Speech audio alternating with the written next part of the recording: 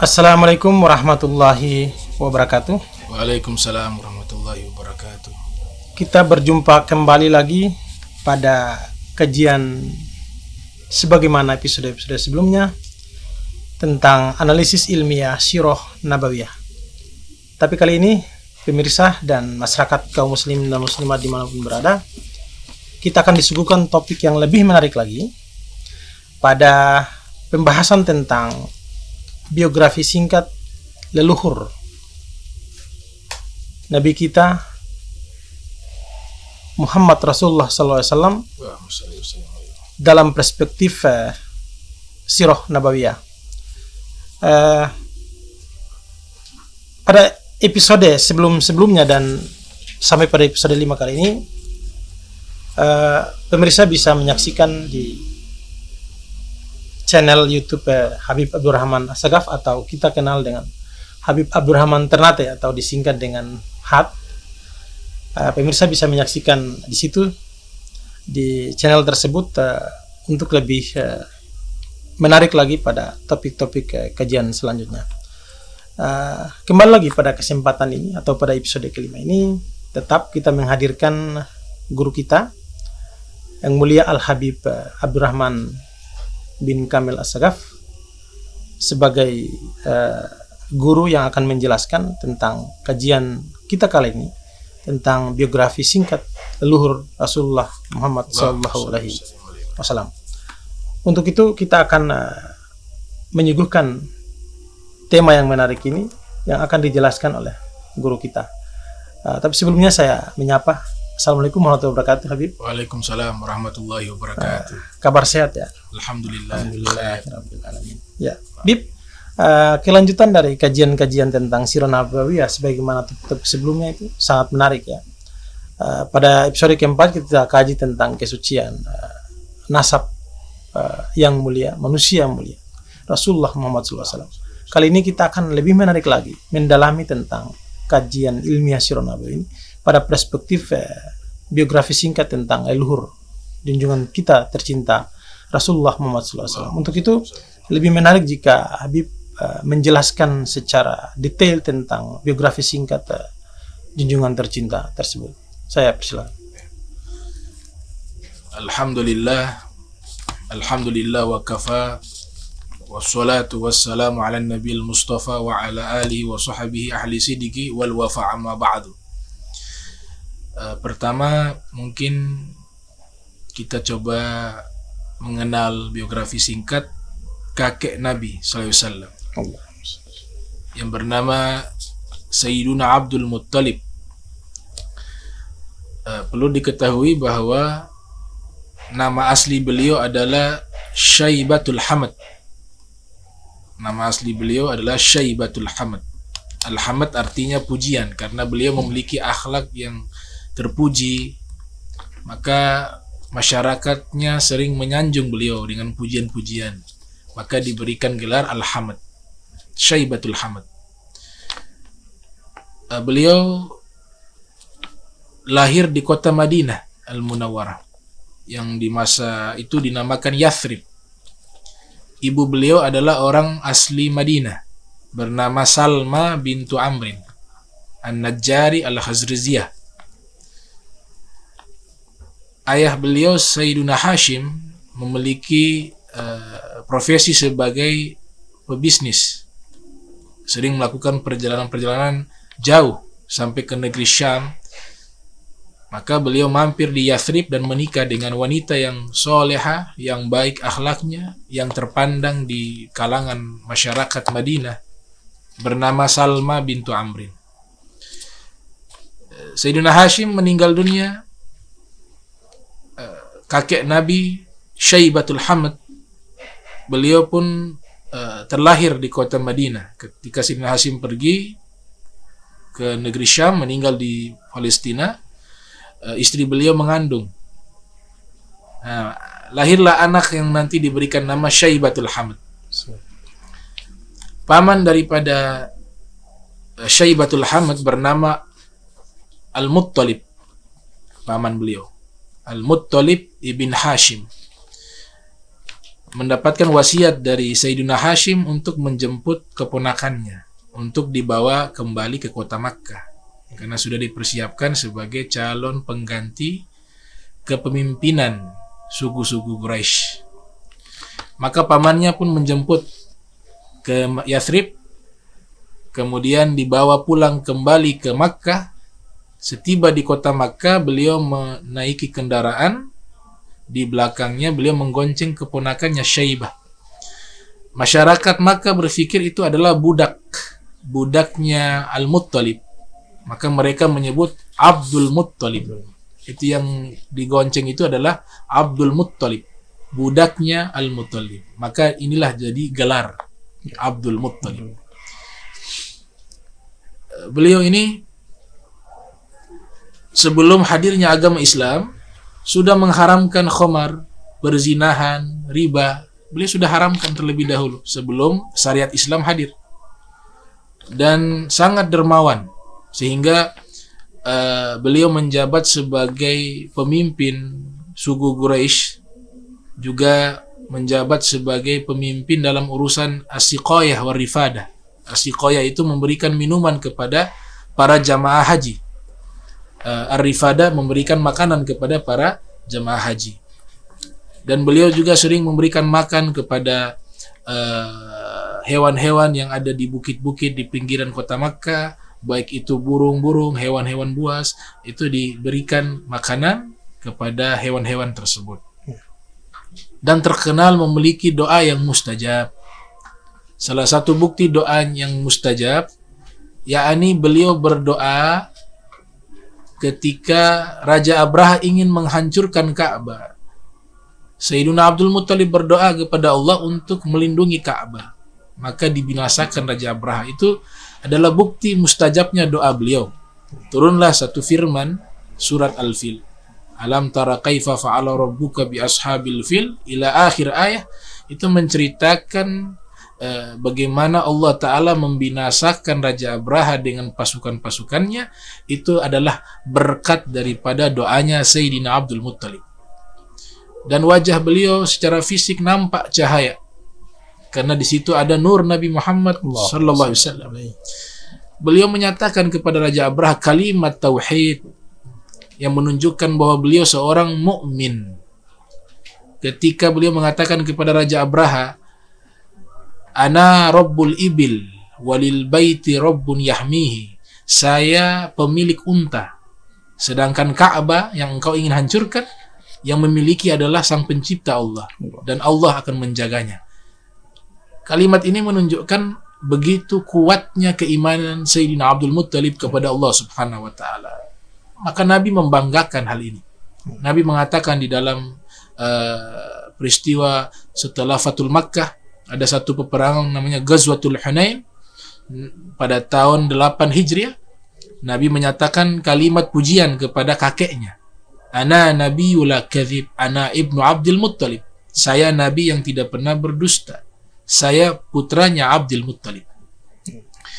Sayyidina Abdul Muttalib juga memiliki jasa yang sampai sekarang kita rasakan. Apa jasa beliau yang sampai sekarang umat Islam rasakan? Yaitu air Zam-Zam. Air Zam-Zam itu sudah punah, sudah hilang. Ya, sudah hilang di masa mereka karena ditutup oleh seorang yang memerangi orang-orang Makkah pada waktu itu. Sumur Zam-Zam ditutup. Sayyidina Abdul Muttalib mendapatkan mimpi untuk menggali sumur tersebut. Ditemukanlah air Zam-Zam dengan putranya bernama Al-Harith. Maka sampai sekarang ini air Zam-Zam yang dinyatakan oleh Nabi Muhammad SAW, khairu ma'in ala wajhil ardi ma'u Zam-Zam fihi ta'amun minat tu'mi wa shifa'un minasukmi. Air Zam-Zam adalah sebaik-baiknya air di muka bumi ini. Di dalamnya ada makanan dan ada obat. Itu bagian dari jasa Sayyiduna Abdul Muttalib. Dan beliau meninggalkan putra 13 orang. Beliau memiliki kewibawaan, kebijaksanaan, keimanan, dan beliau yang memberikan nama kepada Nabi Muhammad dengan Muhammad. beliau berharap agar Nabi Muhammad menjadi orang yang terpuji sesuai dengan namanya di langit maupun di bumi. Nah, ini biografi singkat Sayyiduna Abdul Muttalib yang tidak lain adalah kakeknya Nabi kita Muhammad sallallahu alaihi wasallam. Sayyidina Abdul Muttalib memiliki ayah bernama Sayyiduna Hashim. Sayyiduna Hashim diceritakan oleh para sejarawan itu adalah gelar. Hashim adalah gelar. Dan suku-suku yang menisbatkan kepada beliau Bani Hashim, termasuk di dalamnya adalah sukunya Nabi kita Muhammad SAW disebut dengan Bani Hashim. Itu nisbat kepada beliau, Hashim ibn Abdul Manaf. Nama asli beliau adalah Amrun al-Ula. Innama sumiya Hashiman li'annahu hashama tharida. Beliau diberikan gelar Hashim karena beliau sering menghancurkan roti dengan tangannya untuk dibagikan kepada kaum fuqara wal masakin. Itu menandakan beliau orang yang dermawan. Bahkan dijadikan satu syair di kalangan orang-orang Quraisy, wa amrun ladzi hashama tharida liqaumihi. Amrun yang menghancurkan roti untuk kaumnya. Di saat masa paceklik, penduduk Makkah kelaparan, maka beliau pergi ke negeri Syam membeli gandum dan membuat roti dan dibagikan kepada penduduk Makkah yang mengalami kelaparan. Ini menunjukkan kedermawanan beliau. Maka diberikanlah gelar Hashim. Dan beliau ini adalah orang yang sangat tampan, sangat gagah. Dari wajahnya nampak cahaya-cahaya yang dimana di situ adalah berkah cahaya nur Nabi Muhammad SAW. Tidaklah beliau melewati satu jalanan melainkan pohon-pohon menundukkan diri, sujud kepadanya. Beliau berjalan, para rahib yang sudah menguasai kitab-kitab samawi mengetahui bahwa ini adalah leluhurnya Nabi Muhammad. Mereka akan mencium tangannya. Dan banyak orang-orang menawarkan putri-putri mereka untuk dinikahkan dengan Sayyiduna Hashim. Itu menunjukkan begitu mulianya beliau, dan secara karakter fisik sudah nampak bahwa beliau adalah calon leluhurnya Nabi kita Muhammad SAW. Jasa-jasa beliau, diantaranya beliau yang pertama kali membuat tugas as-siqayah war rifadah, memberikan minum kepada para jamaah haji, dan rifadah memberikan makan kepada para jamaah haji. Beliau kumpulkan harta-harta orang-orang Makkah, kemudian tiba musim haji, mereka diberikan tugas memberikan minum dan makanan kepada para jamaah haji. Nah, ini Sayyidina Hashim. Dan beliau yang membuat pertama kali rute perdagangan ke Syam dan Yaman, di mana Allah firmankan li'ila fi Quraisyin ila fihim rihlatash syita'i was-shaif. Kebiasaan orang-orang Quraisy, yaitu kebiasaan mereka melakukan perjalanan dagang di musim rihlatash syita'i was-shaif, musim dingin dan musim panas. Di dalam tafsir dikatakan rihlatu Quraisy rihlataini. Perjalanan dagangnya bangsa Quraisy dua perjalanan, yaitu pertama ila Syam, ke negeri Syam, fi shaif, itu di musim panas, wa rihlatan ila Yaman, dan perjalanan dagang ke Yaman itu fi syita, di musim dingin. Nah, rute perdagangan ini yang pertama kali merintisnya adalah Sayyiduna Hashim. Dan bagaimana para sejarawan menyatakan Sayyiduna Hashim inilah yang menjadi tokoh utama, sehingga dijadikan nama suku dari Nabi kita Muhammad SAW dengan sebutan Bani Hashim. Sayyiduna Hashim memiliki ayah bernama Sayyiduna Abdul Manaf. Dan kita akan bahas di episode berikut bagaimana biografi singkat Abdul Manaf yang juga leluhur Nabi yang terpilih. Ya, terima kasih. Bib, mungkin tadi menarik ya, biografi singkat leluhur junjungan kita ini. Ada hal yang saya perlu, ataukah Bib perlu tegaskan secara maknawi. Apakah kakek Rasulullah pada saat itu secara dikatakanlah firasat lah, seperti apa ya, bisa menyadari atau bisa sudah punya paling tidak prediksi atau sudah meyakini bahwa beliau itu adalah amanah yang akan diberikan sebagai bagian terpenting di dalam nasab Rasulullah. Artinya paling tidak sudah mengetahui atau sudah pernah merasakan jauh-jauh sebelumnya bahwa kakek Abdul Muthalib ini paling tidak sudah merasakan secara feeling atau firasat lah kata orang sekarang ya. Bahwa satu waktu manusia mulia itu berada pada nasab itu atau tidak. Kira-kira bagaimana? Jadi ada sebuah karya ilmiah ditulis oleh Dr. Mustafa Sibai berjudul As-Sirah Nabawiyah.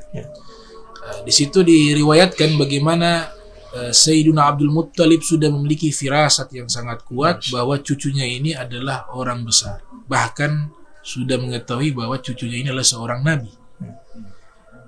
Diriwayatkan disediakan kursi khusus untuk Sayyidina Abdul Muttalib sebagai pemimpin kaum Quraisy.